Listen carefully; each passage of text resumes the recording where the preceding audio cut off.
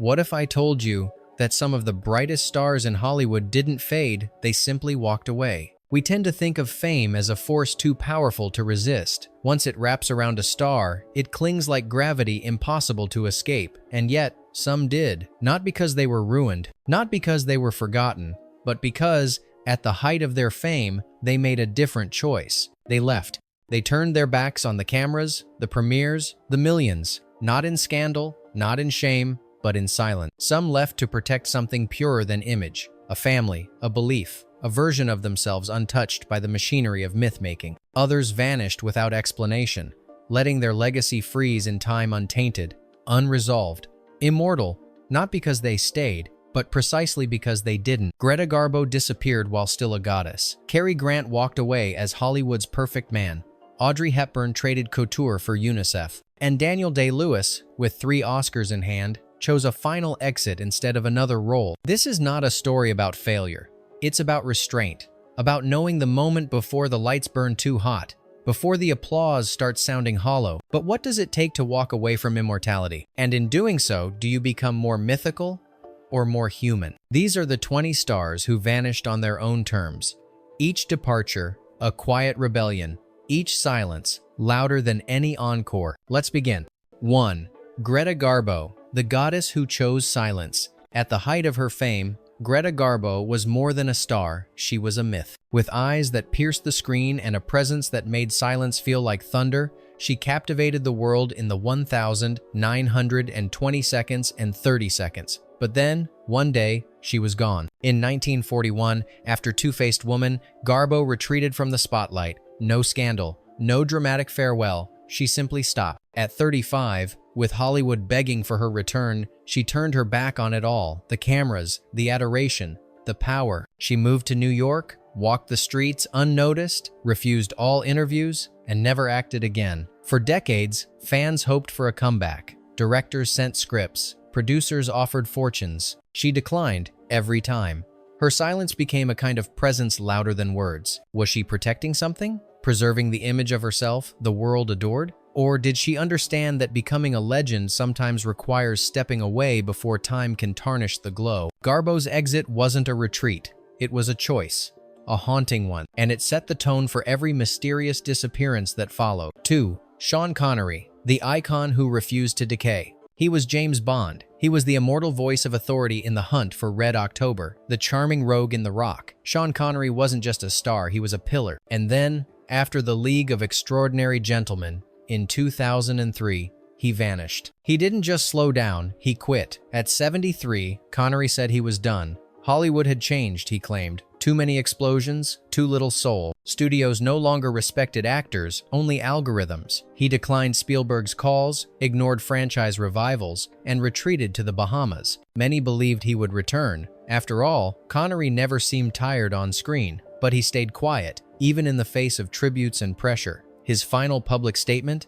Silence. He died in 2020, never having stepped in front of a camera again. The man who defined masculine cool ended his career not with a bang, but with a locked door. Was it stubbornness or self-respect? When a man leaves while still beloved, does he preserve his myth or rob us of more? Connery chose to walk off stage before time could steal the applause, and he never looked back. 3. Gene Hackman, the disappearing master. Gene Hackman was everywhere. From The French Connection to Unforgiven, he could be terrifying, tender, or both. With 2 Oscars and a filmography that made younger actors tremble, Hackman was a master craftsman, one of the last of his kind. And then he disappeared. After Welcome to Mooseport in 2004, a comedy few remember, Hackman quietly stepped away. No press release, no farewell interviews, just absence. While the industry speculated, Hackman was already somewhere else, writing novels and living quietly in New Mexico. What makes his departure eerie is its lack of spectacle. He simply stopped. He later confirmed in an interview years later that he was retired for good, but the tone wasn't bitter, it was peaceful. Unlike stars who fade due to failure,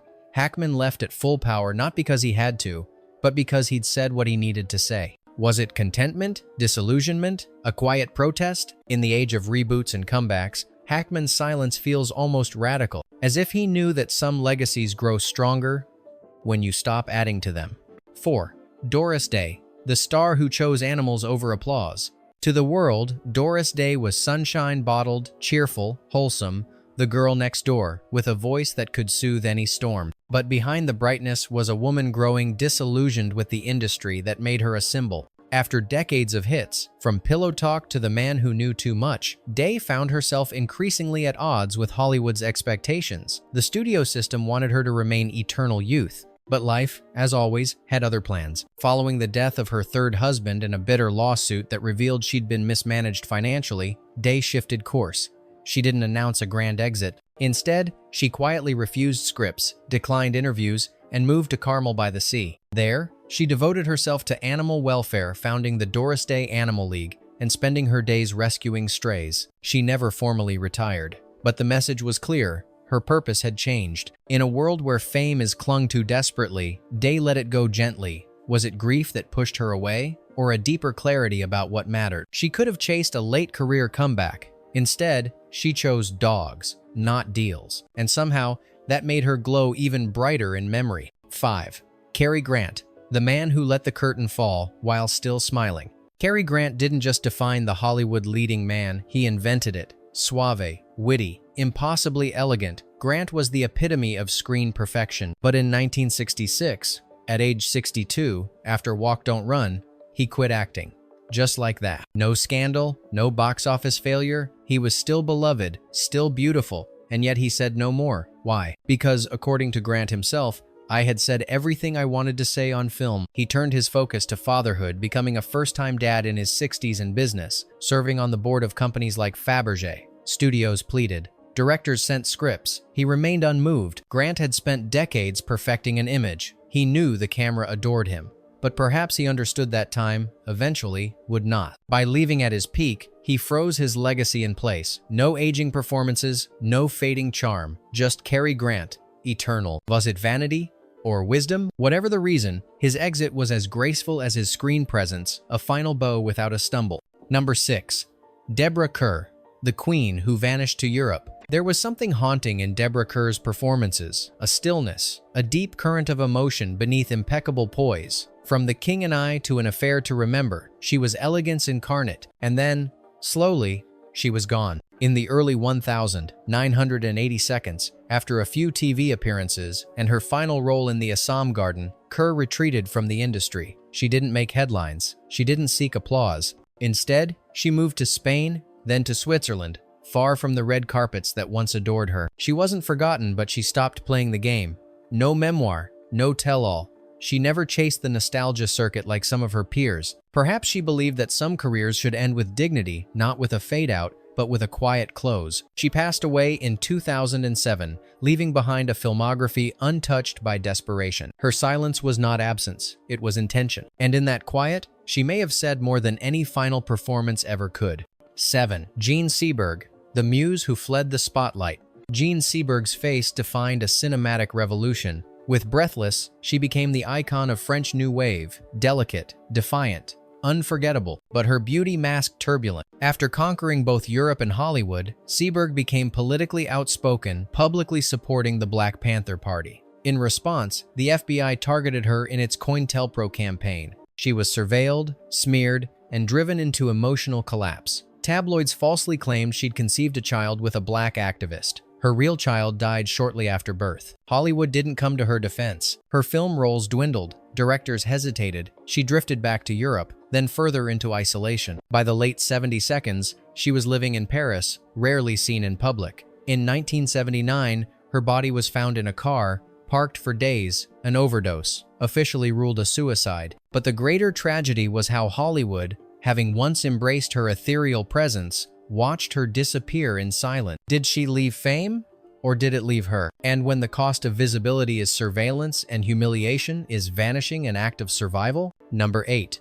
Audrey Hepburn, the angel who left to heal the world. Audrey Hepburn could have ruled cinema forever. With Roman Holiday, Breakfast at Tiffany's, and My Fair Lady, she was more than a star, she was a global ideal. But in the late 1960 seconds, she quietly stepped back. After a series of personal losses and a growing unease with Hollywood's direction, Hepburn chose not to chase roles. Instead, she married again, moved to Switzerland, and dedicated her later life to humanitarian work with UNICEF. In famine-ravaged Ethiopia, war-torn Sudan, and bombed-out Vietnam, she stood no makeup, no lights, holding starving children, comforting displaced mothers. She didn't seek cameras, yet the world followed her still. Her rare return to film, Always, 1989, felt like a whisper, not a comeback. Was it guilt, compassion, or simply clarity? She had already given beauty to the screen.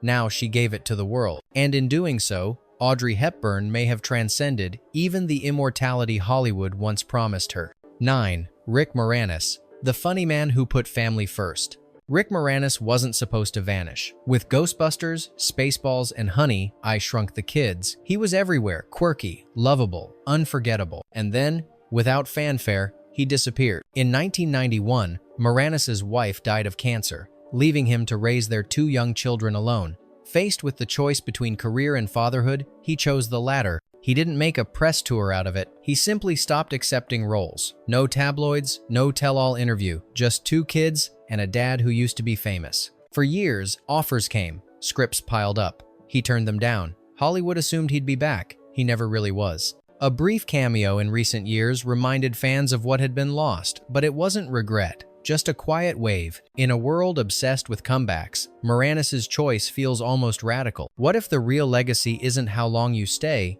but how gracefully you leave? 10. Bridget Fonda, the starlet who vanished by choice. Bridget Fonda had the pedigree, the talent, and the timing. Born into Hollywood royalty, she carved her own path with roles in Point of No Return, Single White Female, and Jackie Brown. In the 90 seconds, she seemed destined for superstardom, and then she was gone. Her last on-screen appearance was in 2002.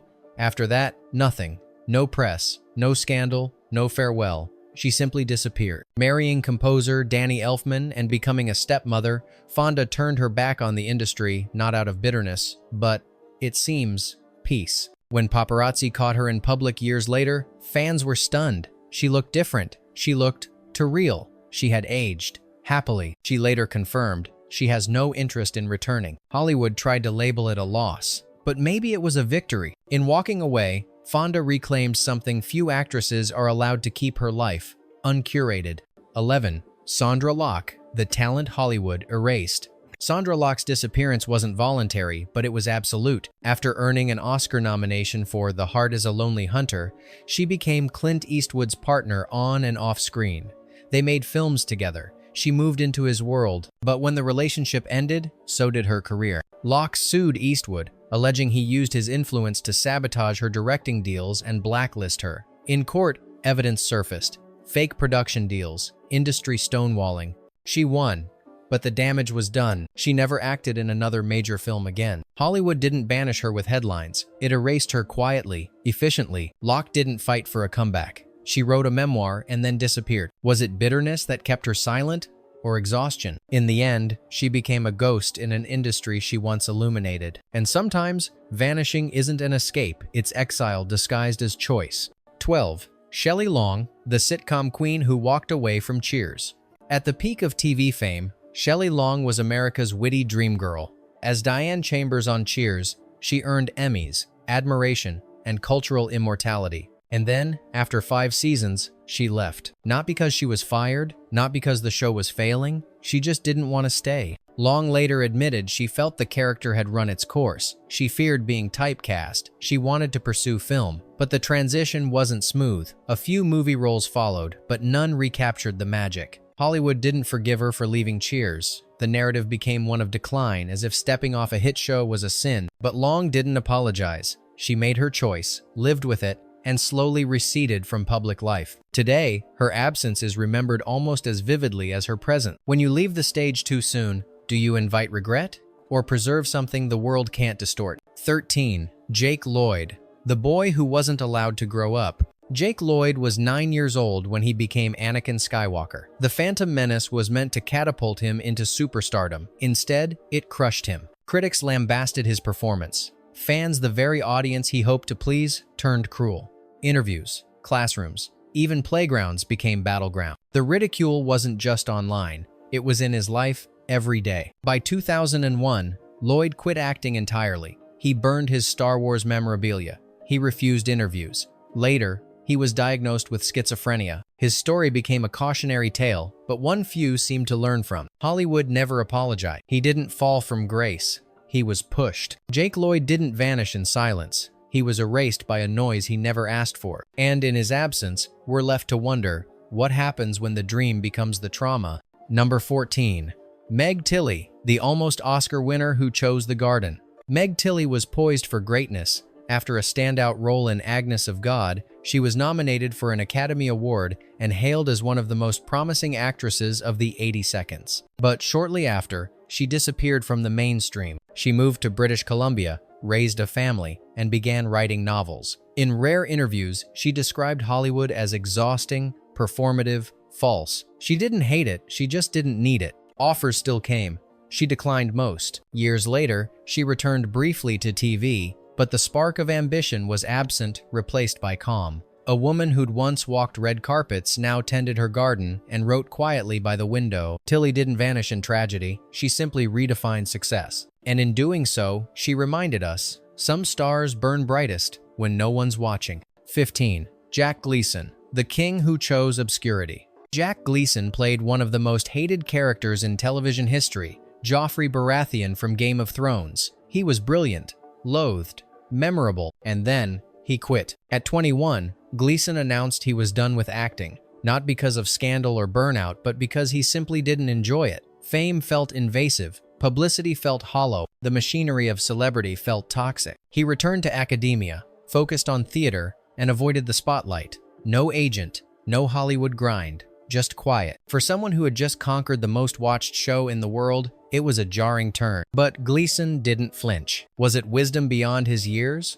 Or a desperate need for peace? Either way, his exit was clean, a sovereign decision from a king who never wanted the crown. 16. Phoebe Cates, the icon who chose the living room over the limelight. For a brief, shimmering moment in the 1,980 seconds, Phoebe Cates was everywhere. From Fast Times at Ridgemont High to Gremlins. She was the dream girl, luminous, grounded, unforgettable. And then she vanished. In 1994, after marrying actor Kevin Kline and raising a family, she quietly retired from acting. No announcements, no last performance, just absence. She opened a boutique in New York, raised her children, and lived a life that, by Hollywood standards, was radically normal. When asked about her career, she offered no regrets, no longing for comebacks, no rehearsed nostalgia, just the contentment of someone who chose her own narrative. Was she avoiding typecasting, escaping industry decay, or simply putting life above legacy? Cates didn't fade out. She stepped away and stayed away. Sometimes, the quietest choices echo the loudest.